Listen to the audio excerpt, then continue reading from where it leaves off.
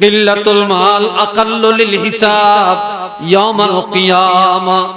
কিয়ামতের ময়দানে এই দুনিয়ায় যাদের সম্পদ কম, যাদের টাকা পয়সা কম, কিয়ামতের ময়দানে তাদের হিসাব হবে কম, তারা আগে আগে জান্নাতে যাবে।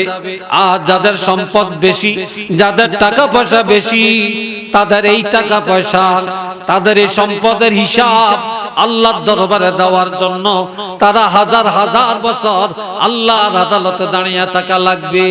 একটু চিল্লিয়ে কন্যা সুবহানাল্লাহ। যাদের সম্পদ কম তাদের হিসাবও কম, যাদের সম্পদ বেশি তাদের হিসাবও বেশি। কথা ঠিক না? তাদের হিসাবও বেশি।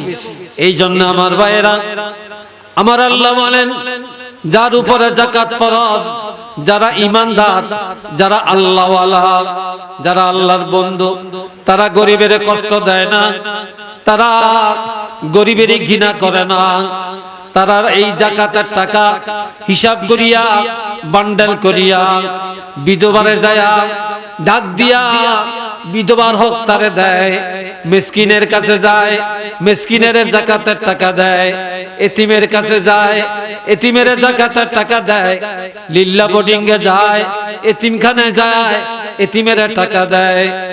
আবার অসহায় মানুষ ঋণ আদায় করতে পারে না, ঋণ পরিশোধের জন্য যাকাতের টাকা দেয়।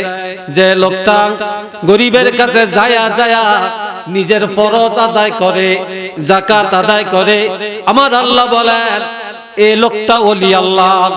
এটা ওলি আল্লাহদের চরিত্র। এই লোকটা খাঁটি ঈমানদার।